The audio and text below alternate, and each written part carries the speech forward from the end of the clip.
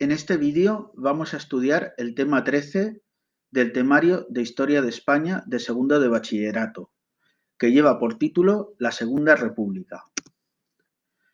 La Segunda República duró desde 1931 hasta 1936. Antes de empezar con el tema, conviene tener claros los tres periodos en los que se divide la Segunda República. En primer lugar, el bienio reformista, que duró desde 1931 hasta 1933. En segundo lugar, el bienio conservador, que duró desde 1934 hasta 1936. Y por último, el gobierno del Frente Popular, que duró de febrero a julio del año 36, momento en el que se inició la Guerra Civil, que se prolongó por un periodo de 3 años. ¿Cómo se produjo la llegada de la República a España? En temas anteriores hemos estudiado el tema de la Restauración y cómo ese sistema entró en crisis a principios del siglo XX. En 1923, el general Primo de Rivera dio un golpe de Estado e instauró una dictadura que se prolongó durante 7 años. En 1930, el dictador presentó su dimisión al no contar con apoyos suficientes, incluido el del rey, y además estaban en un año en el que se había iniciado una grave crisis económica. El rey, Alfonso XIII, optó por intentar volver al régimen constitucional, es decir, al sistema de la Restauración. Para ello, confió el poder nuevamente a militares, en un periodo de un año y pocos meses que se conoce como dictablanda, en el que ejercieron la presidencia del gobierno el general Berenguer, en primer lugar, y luego el almirante Aznar. A pesar de estos intentos, la suerte de la monarquía estaba ya echada. Toda la oposición a la monarquía se había organizado. En 1930, todas las fuerzas de oposición a la monarquía habían suscrito el llamado Pacto de San Sebastián. Este pacto acordaba la abolición de la monarquía y su sustitución por una república democrática. Este pacto fue suscrito por republicanos de todas las tendencias, tanto de izquierdas como de centro como de derechas, por los socialistas y también por los catalanistas de izquierdas, ya que el pacto reconocía que la posibilidad de que Cataluña tuviese autonomía una vez proclamada la República. En diciembre de 1930 se llevó a cabo un intento de pronunciamiento republicano, pero fue duramente reprimido por el gobierno. El episodio más famoso ocurrió en Jaca, con el levantamiento de la guarnición militar, que fue rápidamente sofocado por el gobierno, y sus líderes, Galán y García Hernández, fueron ejecutados, convirtiéndose así en mártires de la causa republicana. El gobierno monárquico decidió convocar elecciones municipales para abril del año 31, que debían servir de anticipo para unas siguientes elecciones generales. En la práctica, estas elecciones municipales eran vistas por la población como un plebiscito sobre la monarquía. Ciertamente, los monárquicos ganaron en número de concejales, pero era una victoria ilusoria, ya que la mayoría de estos concejales procedían de entornos rurales donde el poder y la influencia de los caciques era muy grande. Por lo tanto, no reflejaban el sentir real de la población. En las grandes ciudades, donde el poder de los caciques era menor, la victoria republicana fue total y ello se percibió como un voto de censura popular a la monarquía. De tal manera que el 14 de abril, una vez conocidos ya los resultados, se proclamó la Segunda República y el rey Alfonso XIII, viendo que no contaba con apoyo popular, marchó al exilio.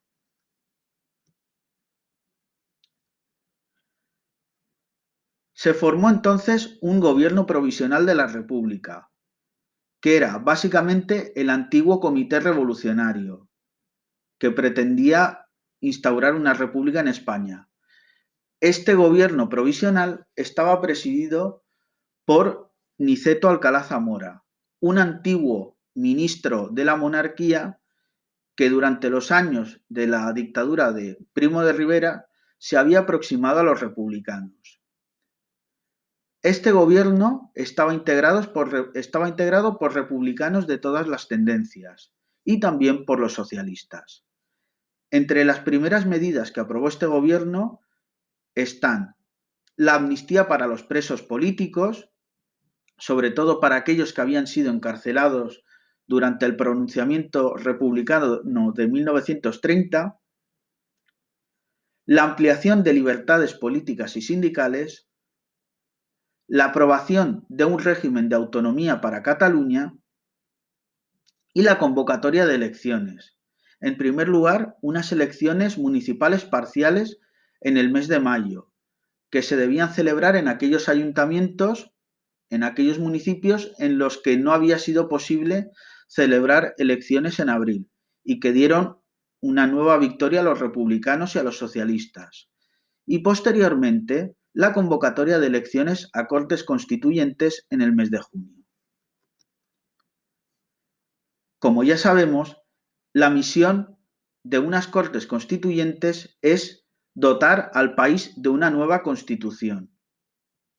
Las elecciones constituyentes del 28 de junio de 1931 dieron una victoria rotunda a la alianza de republicanos y socialistas.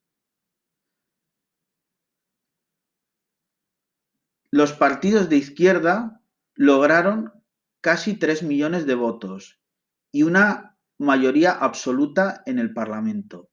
Dentro de los partidos de izquierda, que consiguieron 279 votos en total, destacaba el Partido Socialista Obrero Español, que consiguió 115 diputados. Esta mayoría absoluta de las izquierdas explica el carácter tan progresista que tendrá la futura Constitución.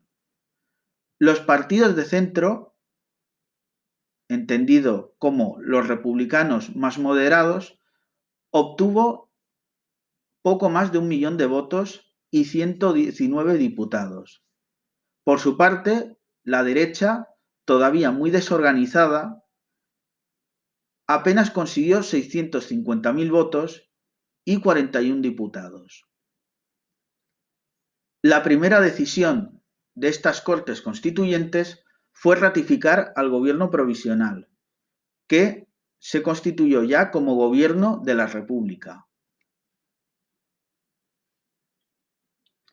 Estas Cortes Constituyentes aprobaron una nueva Constitución para España, la Constitución de 1931, que consagraba a España como una república parlamentaria. En una república parlamentaria, el poder reside sobre todo en el Parlamento. Existe un presidente de la República, pero sus funciones son básicamente protocolarias y honoríficas. Es decir, el jefe del Estado en una república parlamentaria tiene muy poco poder político. La Constitución establece también la soberanía nacional, en línea con lo que establecían las constituciones más progresistas del siglo XIX. Se establece también la clásica división de poderes: el poder ejecutivo, que estaría en manos del gobierno; el poder legislativo, que estaría en manos de unas Cortes unicamerales, ya que durante la Segunda República no tendremos un Senado, solo existirá el Congreso de los Diputados; y por último, el Poder Judicial, que estará en manos de los tribunales de justicia. La Constitución también establece, por primera vez en la historia de España, el sufragio universal, tanto masculino como femenino. Se establecen también unos amplios derechos y libertades. Por ejemplo, durante la Segunda República se permitirá por primera vez en la historia de España el divorcio. Por lo que respecta a la organización territorial, se permite que las regiones puedan tener autonomía. Para ello, esas regiones deberán aprobar estatutos de autonomía, que funcionarán, en cierto modo, como una constitución de esa región autónoma. Ya veremos que la única región que accedió a la autonomía durante el periodo de la Segunda República fue Cataluña, aunque otras también lo intentaron. La Constitución también establece una separación radical entre la Iglesia y el Estado. La República Española se constituye como una república laica, en la que no existe una religión oficial. Se permite la libertad de culto y se prohíbe que el Estado financie con dinero público a cualquier religión. Por último, se establecen unos nuevos símbolos para el país. La bandera tricolor, que sustituye una franja roja de la bandera monárquica por una franja morada. Y un nuevo himno, el llamado himno de riego, que si queréis podéis escuchar en el enlace que tenéis. Durante la Segunda República vamos a tener un nuevo sistema de partidos y sindicatos completamente distinto al del periodo anterior, al del periodo de la Restauración. Por lo que respecta a los partidos políticos, vamos a tener partidos de izquierda, de centro y de derecha. En cuanto a los partidos de izquierda, tenemos los partidos republicanos de Alianza Republicana, presidido por Manuel Azaña, y el Partido Radical Socialista, de Martínez Barrio, que era una escisión izquierdista del Partido Radical de Lerroux. También tenemos partidos nacionalistas de izquierda, por ejemplo, Esquerra Republicana de Cataluña, que será el principal partido catalán de este periodo, y también la Orga, de Galicia, que era un partido menor. Entre los partidos obreros, el más importante será el PSOE. Otros partidos pequeños serán el Partido Comunista y el Partido Obrero de Unificación Marxista, el POUM, de inspiración trotskista. El Partido Comunista será un partido menor durante la Segunda República y no será un partido de masas hasta el periodo de la Guerra Civil. El POUM, por su parte, tenía su fuerza sobre todo en Cataluña. Por lo que respecta a los partidos de centro, entendemos como tales los partidos republicanos más moderados, por ejemplo, el Partido Republicano Radical de Lerroux y la derecha liberal republicana del propio presidente de la República, Niceto Alcalá Zamora. También entrarían dentro de los partidos de centro los partidos nacionalistas, como el PNV del País Vasco y la Lliga Catalanista en Cataluña, que tendrá un papel secundario en Cataluña durante este periodo. Por lo que respecta a los partidos de derecha, podemos distinguir partidos, digamos, a grandes rasgos podemos distinguir de tres tipos de partidos de derecha. En primer lugar, los accidentalistas. Accidentalistas significa que eran partidos que no defendían la república como sistema político, pero la aceptaban como hecho consumado. Es decir, la república había llegado y había llegado para quedarse. Y había que intentar cambiar el sistema, pero participando del juego político. Los principales partidos de esta tendencia serán, sobre todo, la CEDA, liderada por Gil Robles, y los partidos agrarios, que defendían los derechos de los grandes propietarios agrícolas. También tenemos los partidos monárquicos, que defendían la vuelta de la monarquía. Básicamente hay dos tendencias, los tradicionalistas, antiguos carlistas, y los alfonsinos. El principal partido alfonsino será Renovación Española, liderado por José Calvo Sotelo. Por último, tenemos partidos de derecha autoritaria, partidos que se podrían definir como fascistas. El más importante de ellos, Falange Española, liderado por José Antonio Primo de Rivera, hijo del dictador Miguel Primo de Rivera. En cuanto a los sindicatos, los principales sindicatos van a ser los de izquierdas, marxistas y anarquistas. El principal sindicato marxista, obviamente, es la UGT, vinculado orgánicamente al Partido Socialista Obrero Español. En cuanto a los sindicatos anarquistas, el principal será la CNT, pero también tendrá peso la FAI, que en origen era una escisión de la propia CNT. Durante el periodo de la Segunda República y muy especialmente durante la Guerra Civil, la CNT y la FAI volverán a unirse. Otros sindicatos menores son los sindicatos católicos y agrarios, los nacionalistas, con algo de peso en zonas como el País Vasco, y luego tenemos organizaciones laborales de carácter abiertamente fascista, como por ejemplo las JONS, las Juntas de Ofensiva Nacional Sindicalista, vinculadas a la Falange Española. Merece la pena mencionar brevemente la situación de la mujer en el periodo de la Segunda República. Las mujeres van a avanzar en derechos y libertades como nunca antes en la historia de España, obteniendo por primera vez el derecho al sufragio. En las Cortes Constituyentes, a pesar de que las mujeres no podían votar, fueron elegidas 3 mujeres diputadas: Clara Campoamor, del Partido Radical; Victoria Kent, dentro de las filas del Partido Radical Socialista; y Margarita Nelken, dentro del Partido Socialista.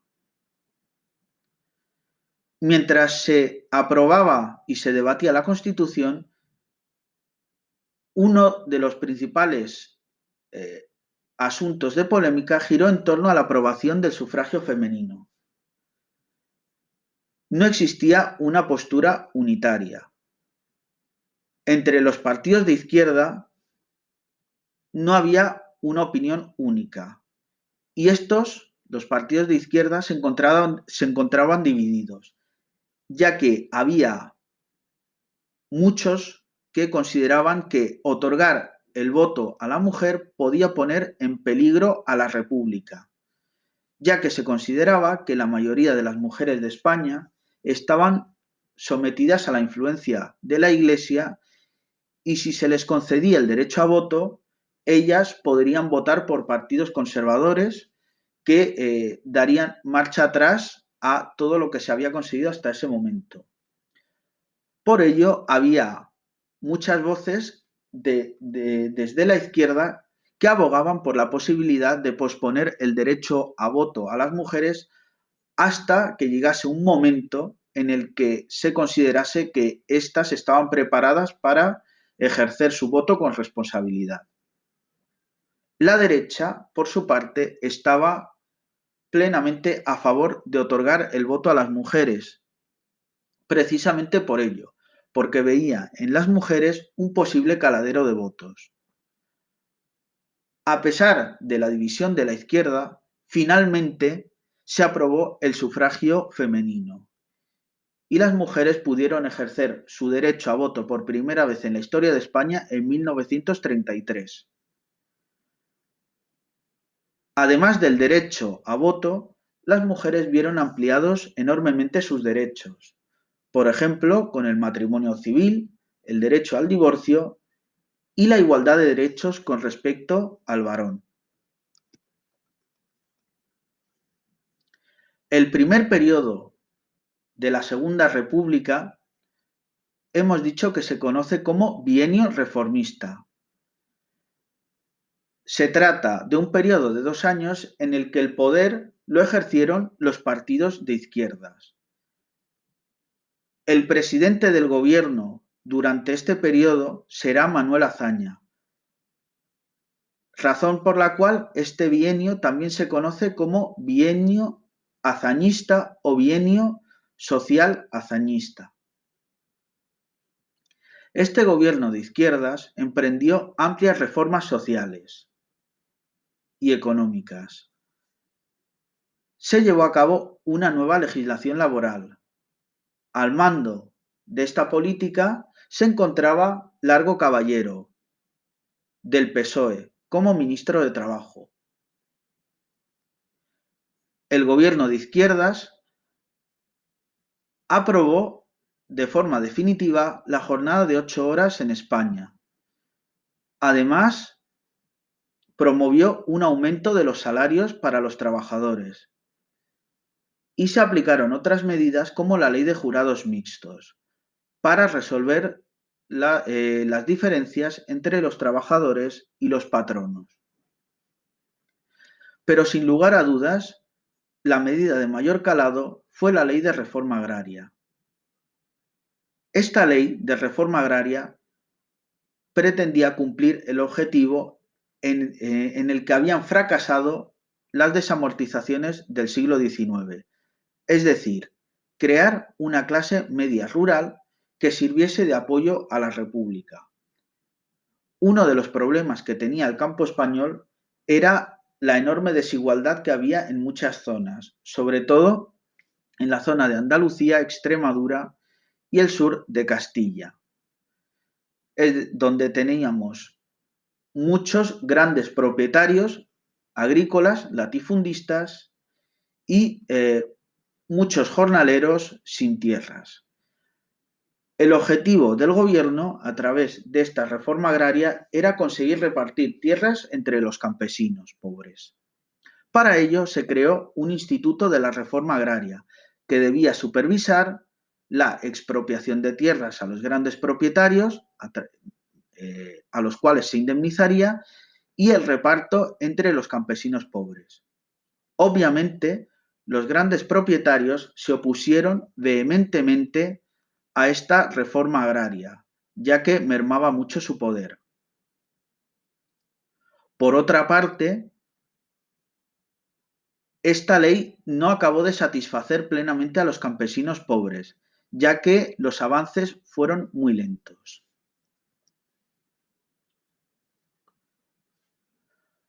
Otro de los puntos más polémicos a los que se enfrentó el gobierno durante este periodo fue la consolidación de la separación entre la Iglesia y el Estado.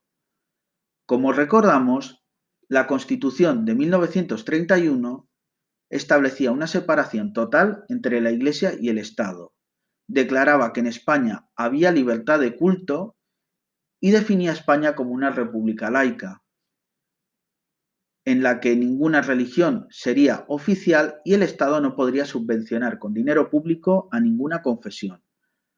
Además, esa Constitución decretaba la expulsión de la Orden de los Jesuitas, una orden religiosa caracterizada por prestar una obediencia total y absoluta al Papa, lo cual era percibido como una injerencia del Vaticano en los asuntos del Estado español, por lo cual el gobierno decreta, a través de la Constitución, la expulsión de esta orden religiosa. Para garantizar esta separación entre la Iglesia y el Estado, el gobierno de Azaña aprobó una serie de medidas, entre las cuales cabe destacar las siguientes. En primer lugar, la Ley de Congregaciones, que declaraba que en caso de peligro para la República, el gobierno podía ilegalizar órdenes religiosas. El matrimonio civil y el divorcio, por su parte, rompían el monopolio que había tenido la Iglesia en cuanto al asunto del matrimonio.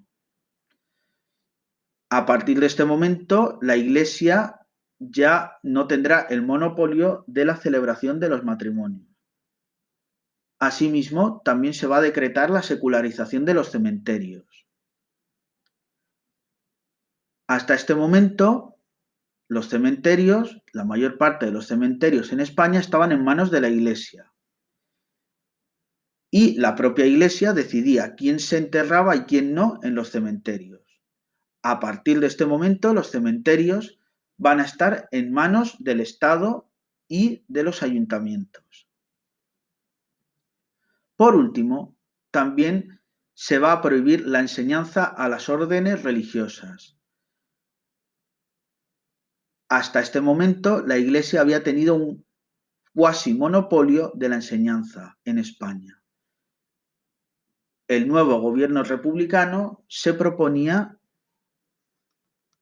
instaurar una enseñanza laica que fuese gratuita y obligatoria y acabase con el retraso que España tenía en este sentido. Ya veremos cómo esto causó polémica a nivel social. Todas estas medidas crearon tensiones, obviamente, entre el gobierno y la Iglesia. Uno de los primeros conflictos ocurrió nada más proclamarse la Segunda República. El cardenal Segura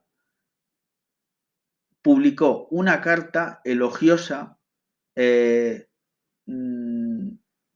la figura del antiguo rey, Alfonso XIII. Esto no sentó nada bien en muchos sectores ni en el propio gobierno, que decretó la expulsión del cardenal Segura por considerar que se estaba inmiscuyendo en los asuntos del Estado. A nivel popular, la reacción fue mucho más violenta. Como respuesta a la carta del cardenal Segura, las masas republicanas quemaron edificios religiosos, sobre todo conventos, en el mes de mayo de 1931, especialmente en Madrid y en las ciudades mediterráneas. Otro de los puntos de conflicto lo tuvo el gobierno con el ejército. A nadie se le escapaba que buena parte del ejército no simpatizaba con el nuevo régimen republicano y añoraba o bien la antigua monarquía o bien suspiraba por un régimen más autoritario. Para depurar al ejército de estos elementos reaccionarios, el gobierno aprobó sobre todo dos medidas. En primer lugar, una ley de retiro de la oficialidad, que establecía que todos aquellos oficiales que no quisiesen prestar obediencia al gobierno de la República podrían retirarse y el gobierno les mantendría su sueldo íntegro. Asimismo, el ministro de Defensa, Manuel Azaña, decretó el cierre de la Academia Militar de Zaragoza, cuyo director era el general Franco. Esta academia era vista como una cantera de militares reaccionarios, de ahí que el gobierno decidiese su cierre. Esto sentó muy mal, como decimos, al que había sido su director, el general Franco, y explica en buena medida que años más tarde se pusiese al frente de la rebelión militar que acabó con la República. Estas medidas del gobierno causaron hondo malestar en muchos sectores del ejército, y así, en 1932, el general Sanjurjo, uno de los militares de mayor prestigio, intentó dar un golpe de Estado. Aunque Sanjurjo fracasó y de hecho fue encarcelado, el gobierno constató que buena parte del ejército no estaba de acuerdo con el nuevo régimen republicano y con el rumbo que tomaban los acontecimientos. Por lo que respecta al orden público, el gobierno aprobó la creación de un nuevo cuerpo policial, la Guardia de Asalto, un cuerpo policial que debía obediencia al gobierno de la República.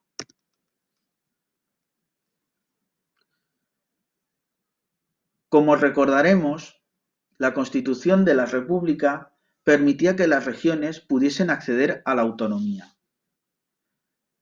La región que más había batallado por acceder a este derecho había sido sin duda Cataluña, desde finales del siglo XIX con el movimiento conocido como la Renaixença, que reclamaba el renacer de Cataluña tanto culturalmente como políticamente.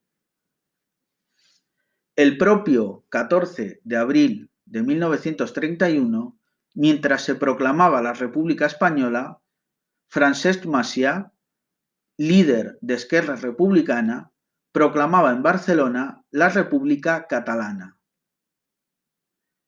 Una república catalana que estaría integrada, según Macià, en una federación ibérica, una especie de República Federal Española.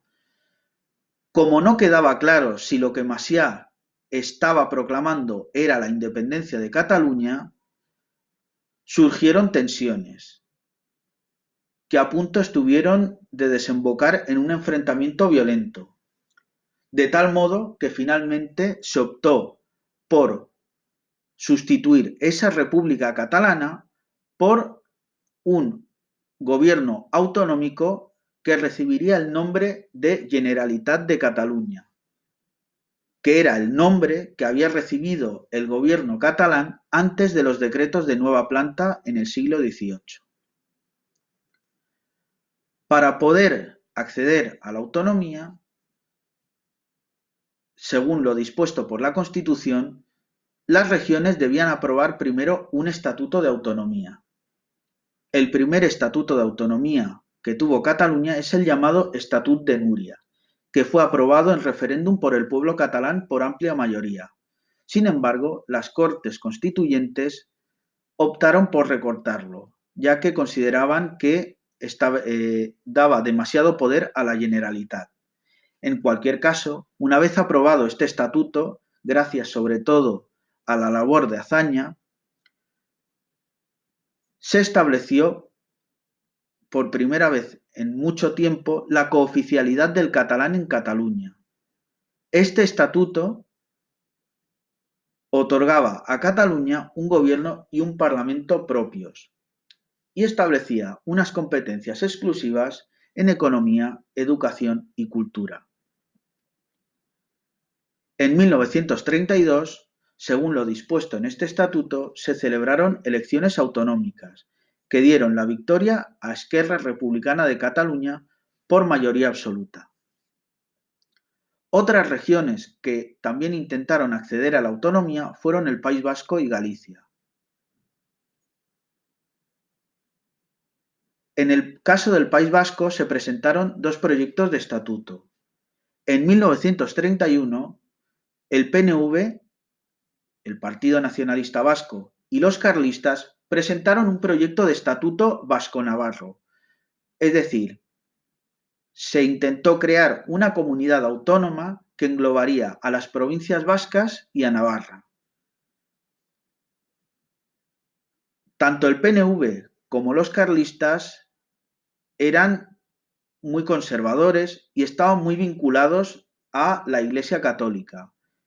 Este proyecto de estatuto establecía, entre otras cosas, que el gobierno vasco-navarro podría establecer unas relaciones especiales con la Iglesia Católica. Las Cortes españolas consideraron que esto iba en contra del carácter laico del Estado y por eso tumbaron este proyecto de estatuto, que no se retomó hasta 1936. En este caso, este estatuto afectaba solo a las provincias vascas y venía avalado por el PNV. Se aprobó, sin embargo, ya iniciada la Guerra Civil y solo se aplicó en algunas zonas del País Vasco, en aquellas zonas controladas por el Gobierno de la República.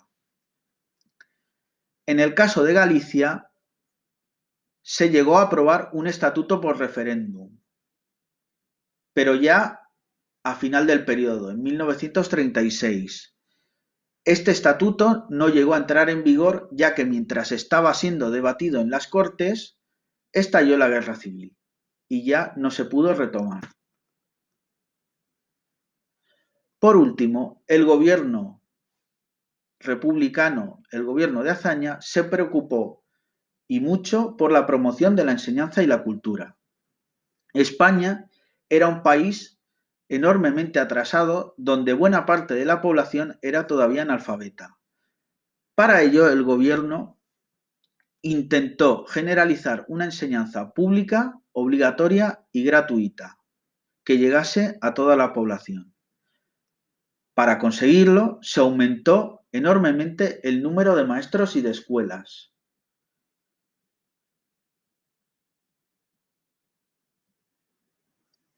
Para ello, el gobierno entró en conflicto con la Iglesia, que había tenido hasta ese momento el casi monopolio de la educación en España, ya que se prohibió que las órdenes religiosas pudiesen dedicarse a la enseñanza. Ello provocó el cierre de numerosas escuelas católicas y el enfado de muchas familias. Asimismo, el gobierno apoyó iniciativas como las misiones pedagógicas, que trataban de llevar la cultura sobre todo a las zonas rurales, por ejemplo, mediante exposiciones de cuadros o con conciertos de música o representaciones de teatro. Se crearon también casas de la cultura y también iniciativas particulares como el teatro universitario o la compañía La Barraca de Federico García Lorca, que realizaba representaciones teatrales en zonas rurales. Todas estas medidas despertaron la oposición al gobierno tanto desde la izquierda como desde la derecha. Desde los sectores más conservadores, la Iglesia, el ejército, los grandes propietarios, obviamente porque recortaba sus privilegios enormemente, como ya hemos visto. Pero también hubo oposición a las reformas del gobierno dentro de las filas republicanas. Muchos republicanos moderados se oponían a las medidas que había aprobado el gobierno en cuanto, por ejemplo, a la cuestión religiosa. No veían con buenos ojos que esa separación entre la Iglesia y el Estado fuese tan radical. Y también con respecto a la cuestión catalana. Por ejemplo, el Partido Radical de Lerroux no veía con buenos ojos las competencias que se habían dado a la Generalitat catalana, ya que se consideraba que se había ido demasiado lejos, se había sido demasiado generoso en esta cuestión. También hubo oposición por parte de la izquierda obrera, ya que consideraban que las reformas aprobadas por el gobierno eran insuficientes. Así las cosas, en abril de 1933 se celebraron elecciones municipales parciales, únicamente en algunos pueblos, en los que todavía no se habían podido celebrar elecciones. A pesar de que los partidos de izquierda fueron los más votados, se observa un avance de los partidos de derecha, y ello conllevó un desgaste del gobierno. Todo esto ocurría en medio de una grave crisis económica, que arrancaba con el crack de 1929, que también se había expandido por todo el mundo y también a España. Al mismo tiempo, se vivía una conflictividad social y unas huelgas que no se recordaban desde hacía mucho tiempo. Esta conflictividad social estará encabezada sobre todo por los anarquistas. En Cataluña, en muchas zonas, por ejemplo en el Alto Llobregat, se va a llevar a cabo el intento por parte de los anarquistas de instaurar el comunismo libertario en muchos pueblos. Pero el hecho que más conmovió a la opinión pública son los llamados sucesos de Casas Viejas, en la provincia de Cádiz, donde hubo un intento de levantamiento anarquista que fue duramente reprimido por el gobierno. ya que murieron también mujeres y niños. A pesar de que el papel de Azaña en la represión de los sucesos de Casas Viejas